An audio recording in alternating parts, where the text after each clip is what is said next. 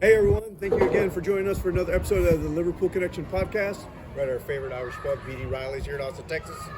And we are here, Jono and I were here after the FA Cup victory over Southampton 3-0, the kids 3, Southampton 0. Wasn't that awesome? The kids are all right, man.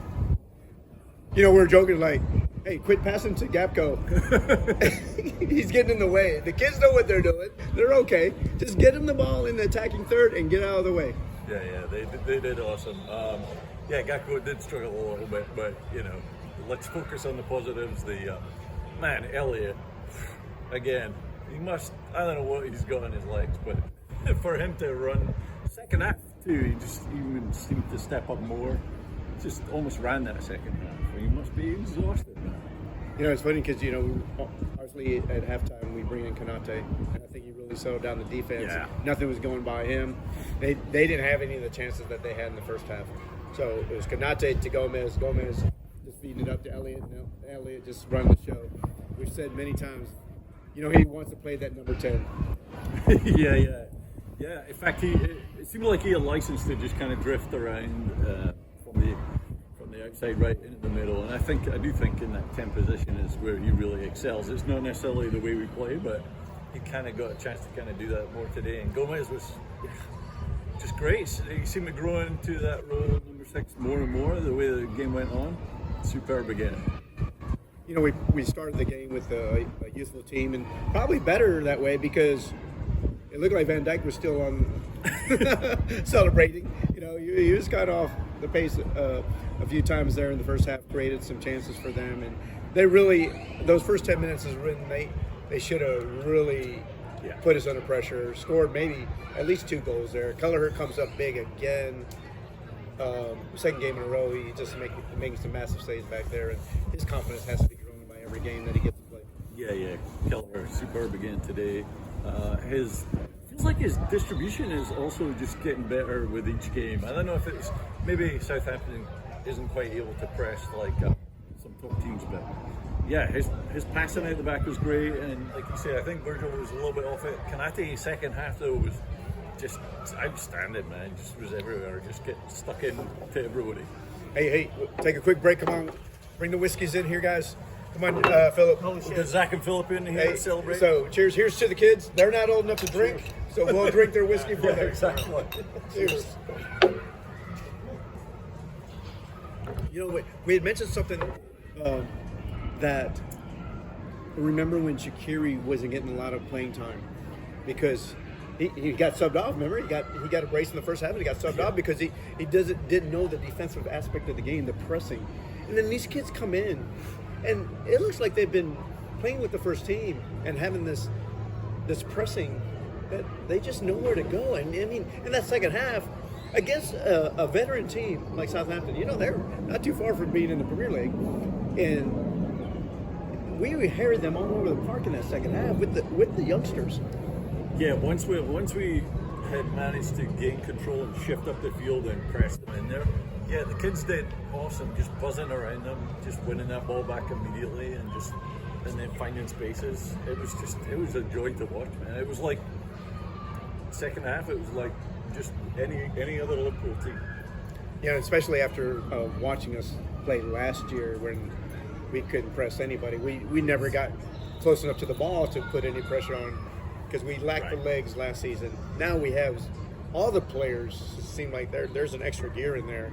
And to be able to bring in these youngsters who have the same philosophy, have the same playing style, and who obviously have the technical ability. I mean, they have the dribbling and the vision that, you know, that belies their age, really. Yeah, and it didn't necessarily feel like we were beating them with like just straight out pace or anything like that. It was just guys moving in space and just being really quick with the ball. I think that's what we did better in that midfield and attacked a little bit more. It was like we just moved it quickly, and it was just guys with very good first touches and very quick passing. It was a pretty simple ball game, and then just to see those kids score those goals, man, it's just, we were dancing Yeah, we were dancing. Kumas gets his goal in the first half. Yeah, a bit lucky, but I mean, it was a shot on goal, and it was from a good position. I was yelling shoot as he took that touch to go across the top of the box. And in that position, it's just a perfect place to take a shot, because you never know what's going to happen. You've only got one defender in front of you versus Gomez with 6 defenders behind him. But so good for him. And then Dan's came alive, and when he came on, and just so pleased for him, so pleased. Yeah, no matter what Jono said earlier when he was saying don't tell Gomez to shoot, Jono once again reverted back to telling Gomez to shoot. Yeah, once we're 2-0 up, I'm like, oh yeah, go for it, anytime. But so we bring in Muoni, we bring in Kate Gordon, Dan's, and who I thought was hard pressed not to start today, because I thought he was going to get the start, but he gets to come in and he scores a brace, and that first goal that was pretty sublime. It was awesome. But that's a funny thing about Kumas versus Dan's. Klopp somehow always manages to just find the right way. He's given Dan's a couple of chances, although not a huge amount of minutes. But I don't know what it is. We don't know, why he chose Kumas to start this over Dan's. But somehow, I mean, he's probably told Dan's he's going to get minutes no matter what. So he just knows how to choose the right guys to keep them motivated, but keep the other guys also on their toes. And it just worked perfectly, right? Dan's comes in and he's just like, I'm getting going. Yeah, well, Dan's goals per 90 and also medals per 90 is off the chart. Well, we'll see how many more games it gets in the FA Cup, because apparently it's Manchester United away next. Yep, that's what we saw. We get them at Old Trafford in the next round. You gotta fancy the kids against United at Old Trafford, man. Just imagine bringing on one of these kids late to score a goal at Old Trafford. When you say you imagine bringing them on, but I feel that these kids are going to get more and more opportunities for the rest of the season as these injuries are. We don't have a lot of the players coming back. Maybe Salah, Zoboslai coming back. Maybe Nunez. These kids will still have opportunities to get some games, because as we get in the FA Cup, their Europa starting again. If we can get the first leg out done and dusted and be able to rest the players for that second leg, I think these kids have shown that they can play at the highest levels. Well, I mean, okay, so much as I love the kids, I would love to see some guys coming back in. Nottingham Forest is going to be a massive game, and it's a little worrying that Soboslai, Nunez, and Salah haven't had any minutes in this game, just to kind of see where they're at. So we'll see what happens for that Sunday game. But I do think Sparta, again, we're going to have to rely on some of these kids playing. Certainly, I expect, Bradley right now, he's going to have to go when he has to go. The likes of Gomez, Bradley are going to have to share the load. But it would be nice to just see some minutes get into the likes of Soboslai and so on. But yeah, I'm sure there'll be lots of minutes here and there for a good chunk of the kids. Not all of them, but a fair number of them. Yeah, I think what's helped us get to this point of the season with relatively fresher legs. I mean, we had the injuries, but when those players come back, they don't have a ton of game playing time underneath their belt. And compared to say the City's players and Arsenal players. And since the first part of the season, we made wholesale changes on the midweek game. I think that Klopp will continue to do that. These 2 games back to back, showing that he can rely on some of these players. I thought Bobby Clark played really well today in that midfield. He's a talent on the ball as well, and it's so exciting to know that there's opportunities for these kids from the academy, that we don't have to go buy £50 million players every window to keep this going. We have the players, and we have a right mixture of veterans, youth players, and buying in some transfers. Yeah, and we don't expect all of them to have a long career at Liverpool. Just the ability to, 1 or 2 of them might make the grade and really step up. 1 or 2 of them, maybe we make some money on for sales. But the fact we have such a number of them, we've got guys out and loan like Tyler Morton and Carvalho and Owen Beck. I mean, there's such a huge number of them that if you can, give us that squad depth, and a few maybe might step up and really become first team players like Jones has done, and then it does allow you to save a bit of money, and then you can, if you really need to spend, big on someone, you save that money elsewhere, and you can really buy whichever guy you need.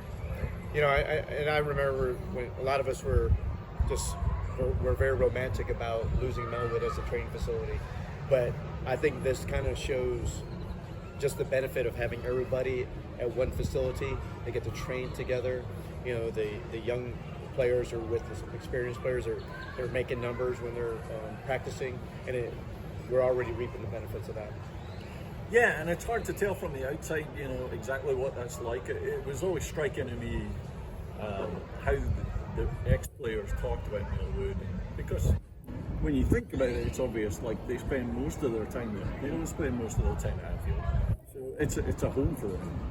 So it was a big change, but and it's hard to say what that difference is, having the youth teams playing right next to the first team and stuff, but apparently it was like a 40-minute journey to get a kid over from Melwood to Kirby, or whatever it is, to Melwood, from Kirby, if they wanted to step up. And that's not a massive deal, but it's something, versus Klopp looking over at the other field and saying, come on, bring that kid over here, and just let me talk to him, and let me watch the game with him, or put him into a scrimmage. Before we sign off, just kudos again to Joe Gomez. I mean, he's played all 4 positions in the back. He gets to play the 6 today, where, you and I have talked about this. I always thought he could be a prototypical number 6 because he has the speed, the height, he has good technical ability. If we ever needed somebody to play there in a pinch. So it was exciting to me to see him play there. I thought as the game went on, he grew into that, and he kept it simple, kind of like Endo was keeping it simple, but he also adds that a little bit of physical presence there.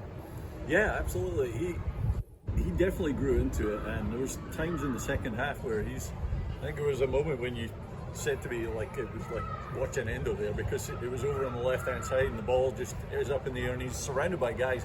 He just brings it down beautifully, and then sets it back to the guy on the outside. He looked more and more comfortable the way it went on, and was distributed, and just like McAllister, Endo, somebody like that. Yeah, it's exciting times, my friend. So if you guys can't make it to Anfield, get to your local watering hole. Enjoy these experiences with your mates, because these are the times to do it. Get out of your house. I know some people get nervous, they just want to watch it at home, but these are the times to watch it. We had some good times. These are the times when you get to invent new songs for the dancing dance. What? I forget what I call them. That'll be on the next reel. Yeah. We'll have you sing it. We got some new songs coming up for Kumas and Dan.